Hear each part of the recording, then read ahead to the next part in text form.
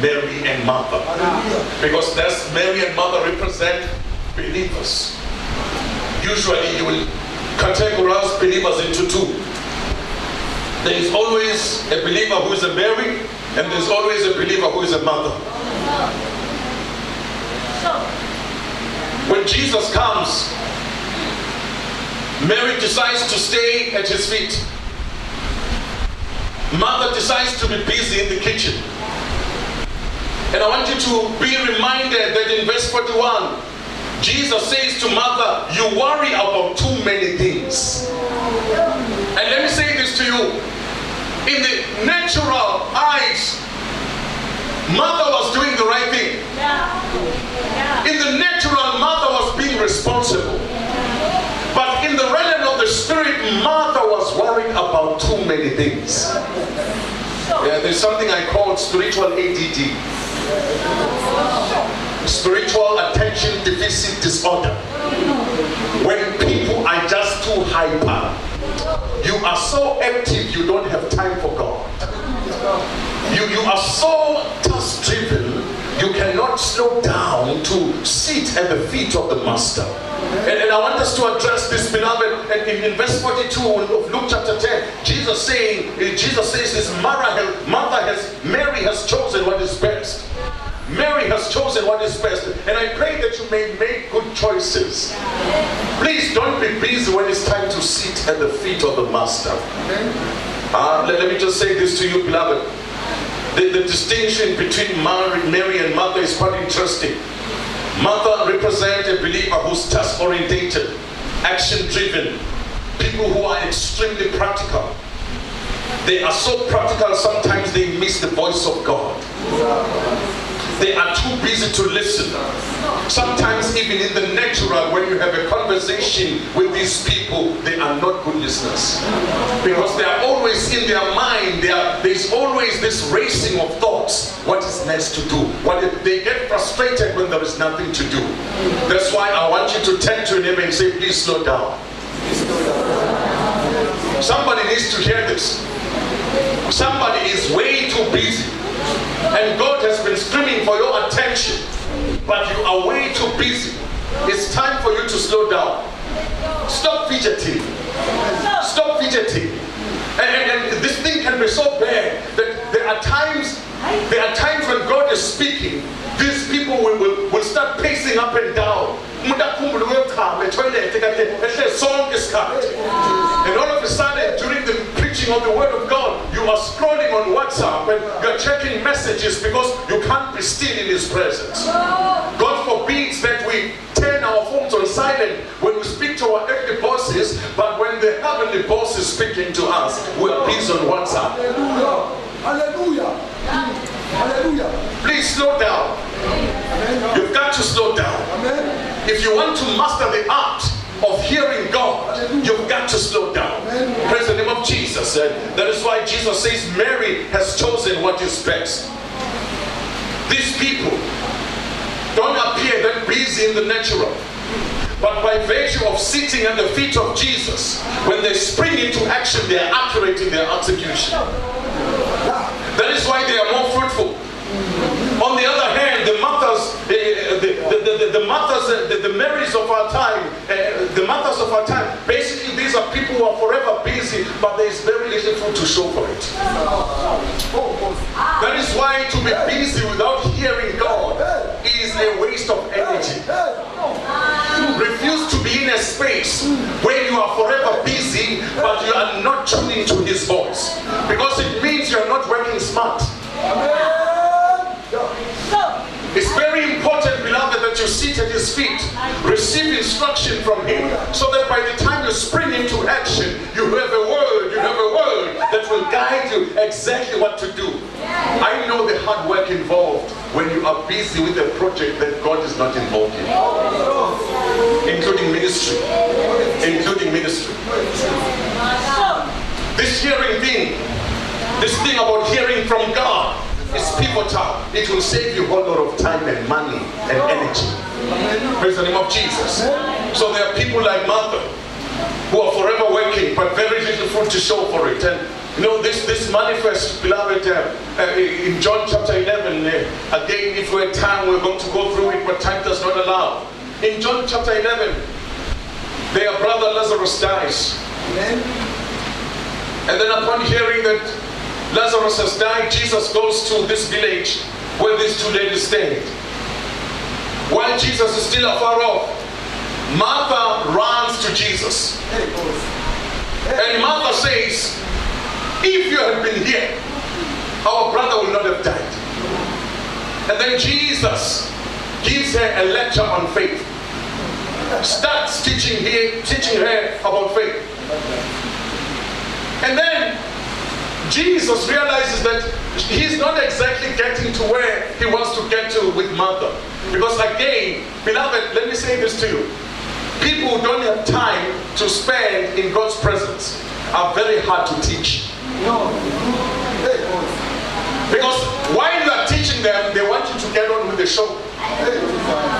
They are very impatient people. And Jesus realizes, I'm not getting through to her. And then Jesus says, please go call your sister Mary. Then she rushes back to the house to call Mary. Mary comes and does something very interesting.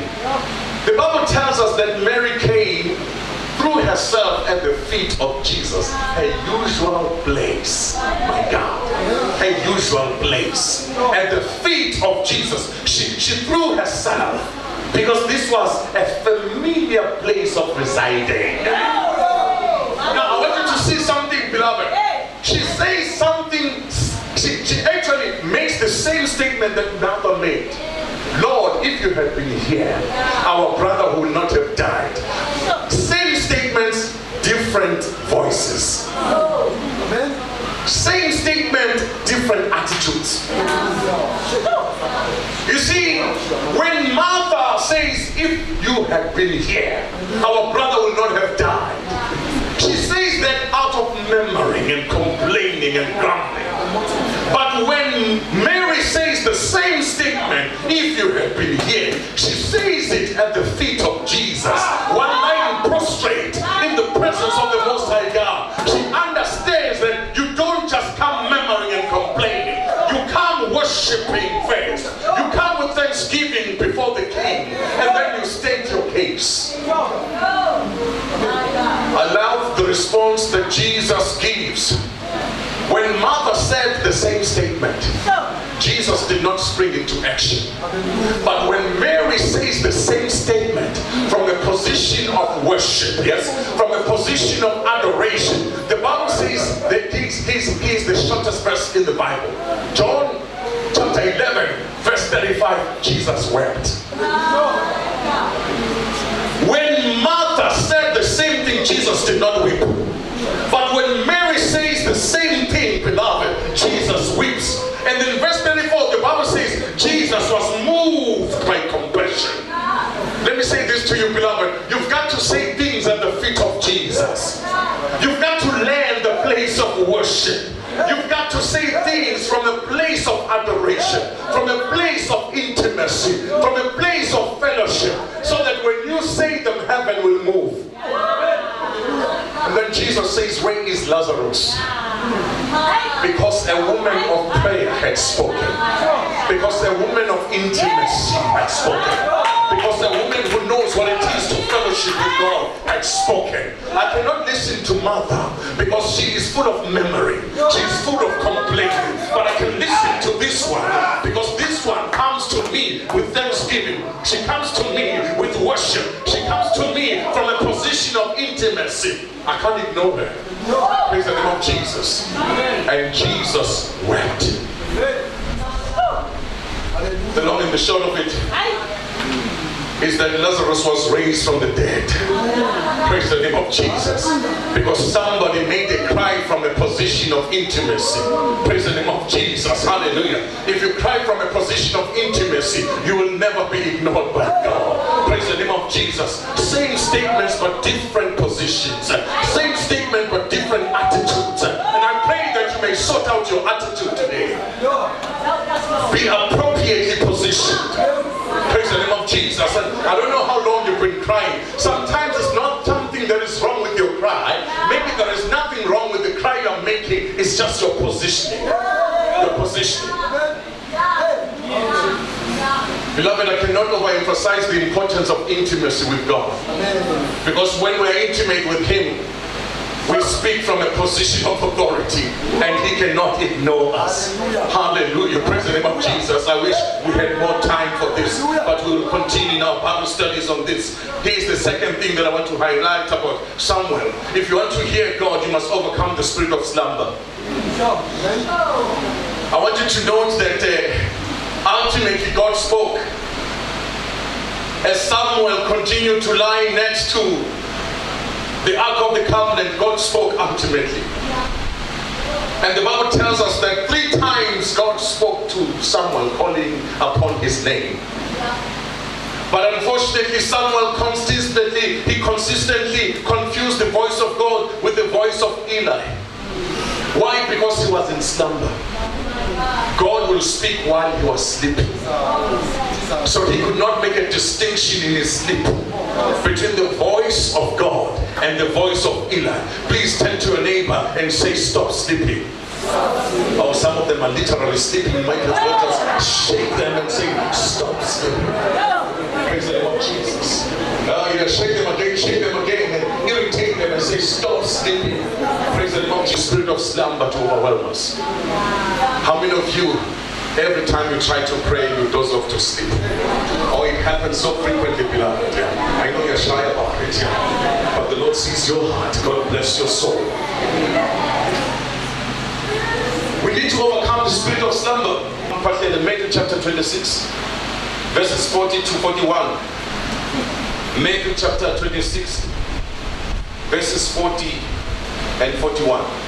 Watch and pray, so that you will not fall into temptation. The spirit is willing, but the flesh is weak. He went away a second time and prayed, My Father, if it is not possible for this cup to be taken away unless I drink it, may your will be done. Jesus is praying on the mountain. He had brought the best of his disciples, Peter, John, and James. But these mighty men of God, when they were supposed to hear what God was about to say, when they were supposed to tune into the frequency of heaven, they fell asleep. Jesus comes to them 3 times and says, how come you are asleep? Can't you perceive what hour this is? And let me say this to you. Jesus did not bring the 12, but he brought the 3, the best of the best. So in other words, the